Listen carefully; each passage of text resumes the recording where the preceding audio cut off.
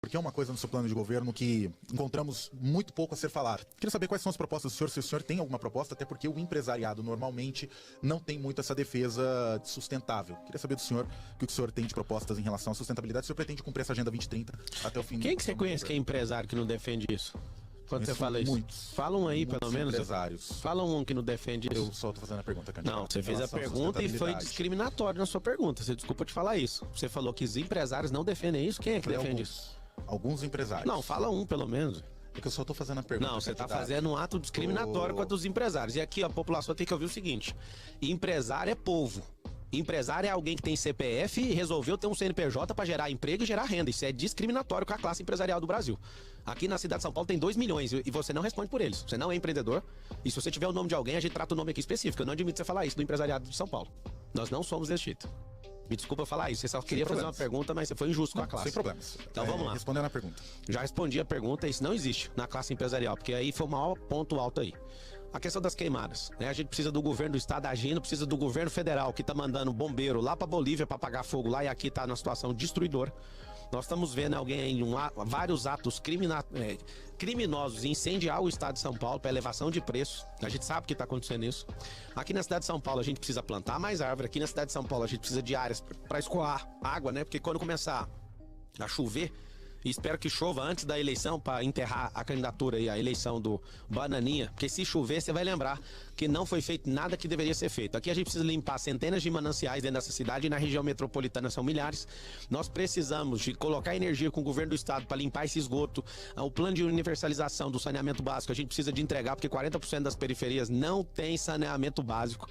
Nós precisamos urgentemente de políticas onde nós, o povo, faz o quê? Ajuda a limpar essa cidade. E com a nossa prefeitura, o nosso jeito inovador, nós vamos fazer isso e vamos cobrar, inclusive. Então, assim, a gente tá com um problema grave na cidade de São Paulo, que é o desleixo. Andando por essa cidade, ela tá 100% cheia de lixo na rua. E o que acontece? Esse lixo começa a ventar, cai no manancial. E vai juntando com o esgoto e com a falta de saneamento. Coisas básicas que a gente precisa fazer numa cidade tão poderosa. Acabou o tempo, 2 minutos. O senhor agora há pouco citou o Guilherme Boulos, que é seu adversário. Quando o senhor acusou o Guilherme Boulos de ser usuário de cocaína, pouco depois um jornal, o jornal Folha de São Paulo, revelou que o processo em que o senhor baseava essa afirmação era movido contra outro Guilherme Boulos, que é candidato a vereador na cidade. Eu nunca usei esse processo, nunca falei dele. Então, aí depois que isso aconteceu, o senhor afirmou que teria provas de fato. E tem, vou mostrar no outro debate. Por que o senhor ainda não revelou essas provas? Porque senão vocês vão esquecer e vai ficar abafado. Eu quero ele com orifício rugoso lombar na mão, esperando um grande dia. A cidade não vai virar um pó. Pode ficar tranquilo, deixa comigo. O senhor tem, nas últimas pesquisas, o senhor tem liderado entre os eleitores homens, mas ficou em terceiro lugar em relação às mulheres. Isso aconteceu na pesquisa Atlas divulgada nessa semana. O senhor tem ali alguns percalços, inclusive em relação a Tabata Amaral, mas eu queria saber como que o senhor pretende conquistar o voto do público feminino, como o senhor pretende ganhar a confiança desse público, e o senhor acredita que algumas falas em relação à candidata poderiam ter atrapalhado, talvez, os votos desse público? Se for alguma fala em relação à candidata, é só pegar as falas que eu também elevei a Marina, que é uma grande mulher, uma guerreira. Ou seja, eu acho que não é isso, não. Eu tô liderando no voto cristão, nos evangélicos, eu tô liderando os mais jovens, eu tô liderando os homens. Você queria que eu liderasse tudo? Isso vai acontecer no dia 6, não dá para liderar todos os votos. Agora, eu peço encarecidamente para as mulheres olharem para os candidatos a forma que os candidatos tratam suas mulheres. O prefeito Ricardo Nunes, por exemplo, tem um boletim de ocorrência de violência doméstica. E ele tá liderando com as mulheres. Eu acho que tá faltando dar publicidade para isso. Vocês da imprensa podiam ajudar para que todo mundo saiba que a própria mulher do Ricardo Nunes registrou um boletim de ocorrência de violência doméstica. Aí, olha como eu trato a minha esposa, olha como eu trato a minha mãe, olha como eu trato a minha irmã, minha sobrinha, olha como eu trato a minha filha. É a questão que vocês precisam de olhar. Agora, se for por proselitismo, continue do jeito que tá. Agora, eu posso ser duro aqui nas palavras, mas eu sou alguém apaixonado por servir. E eu sei que o eleitorado feminino tá comigo, e isso vai ficar provado a gente vencer nessa eleição. Candidato, eu vou emendar 2 perguntas em uma, porque a gente já tá com 37 minutos de entrevista, temos mais 3 aí. Em uma sabatina, o senhor falou que as suas propostas são sonhos e disse que não vai cumprir elas em 4 anos. Queria saber se o senhor, ao fazer isso, está quebrando a confiança do seu eleitorado, se o senhor pretende como manter essa confiança do seu eleitorado, e também perguntar se o senhor pretende largar a Prefeitura de São Paulo, caso seja eleito em 2026, para ser candidato a presidente e seguir os passos do ex-governador João Dória, que ao fazer isso ele deixou a Prefeitura de São Paulo e seguiu para o governo em 2018. Esse governo de hoje é o governo Dória, e a gente está combatendo esse governo. Ele mostrou como não fazer. Eu faço compromisso de ficar os 1.460 dias no governo da cidade de São Paulo, e nós vamos mudar esse país a partir de São Paulo. A grande verdade é que todo mundo fica muito preocupado, porque é um cargo muito importante, inclusive sobre mudança de fato na vida das pessoas. A Prefeitura de São Paulo, ela é mais poderosa que o cargo hoje de presidente da República.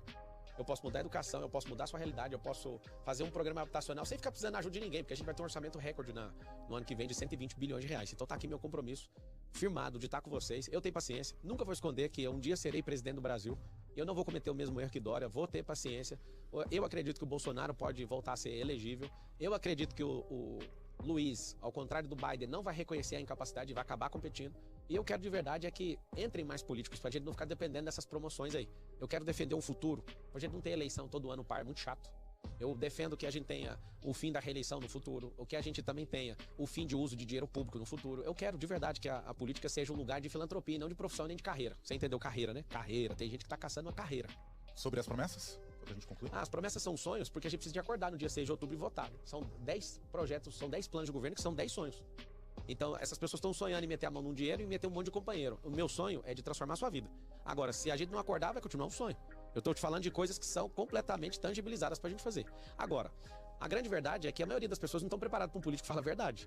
Existem coisas que não se terminam em 4 anos, mas se começa, cria uma política institucional e não eleitoreira para que a gente possa continuar avançando em Ação entre as empresas de ônibus e o crime. E o senhor pretende rever esses contratos do transporte público? 100% dos contratos serão revisados, todos. Né? E se tiver inadequação, vai ter prazo para isso. Não cumpriu, vai ser suspendido provisoriamente. Não cumpriu, vai ser cancelado o contrato. Eu não tenho doação de nenhum grupo que tem ligação com a prefeitura. O Bananinha já foi comprovado, né, que ele defende aí o crime.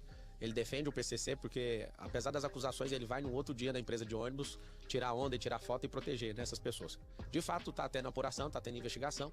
Ele que queria se descolar do PCC ficou falando que eu tenho ligação com isso. Eu não tenho ligação nenhuma e essa vai ser a última geração do crime aqui na cidade de São Paulo, porque nós vamos mudar com a educação, com o emprego e com o esporte. Candidato, nós aqui na cidade de São Paulo temos um problema grave na segurança pública, principalmente no centro de São Paulo, que é a Cracolândia. Nós temos também, além dessa questão da problema de segurança pública, tem piorado a situação de imagem que a região central passa para outros países, até outras cidades, como por exemplo o Rio de Janeiro. A Cracolândia é um grande problema também para os comerciantes ali da região. Queria saber do senhor quais são as suas propostas em relação aos dependentes químicos da Cracolândia, em relação à segurança pública também, para evitar novos casos de furtos e roubos ali na região para os comerciantes e também para quem anda na região central. No plano de governo nosso, tem um anticrime. A gente vai entrar com um jejum de crime no dia 1º de janeiro, usando tecnologia, aumentando de acordo com o caixa da prefeitura a operação delegada, para você que nunca ouviu isso. Ao invés do policial militar que já tem farda, arma, treinamento e tirocínio, ao invés dele trabalhar de bico em algum lugar, né, na rede privada, vai trabalhar para a Prefeitura de São Paulo. E a gente vai estender isso para a Polícia Civil e vai ser um choque, né, na gestão. A questão de segurança pública, implementando tecnologias de monitoramento por análise preditiva para prevenir, prevendo crime, né? Não só uma política de encarceramento, mas uma política de prevenção. E a gente vai começar no distrito de Pinheiros.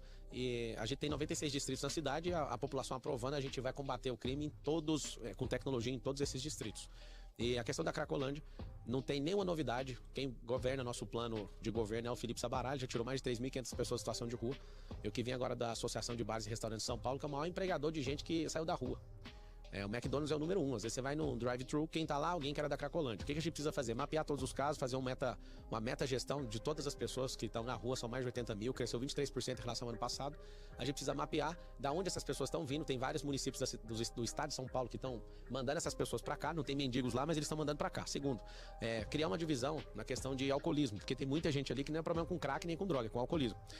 São 3 cenários, 3 ambientes: rua, abrigo e emprego. Tem uma lei estadual que fala sobre agricultura familiar e que a gente precisa de ter na merenda escolar, 30% dela tem que vir de agricultura familiar e nem 5% está atendendo isso. Nós vamos criar a colônia, já tem essas colônias, essa agricultura familiar vai receber essas pessoas e nós vamos investir nossa vida para o seu parente que está na rua voltar para casa.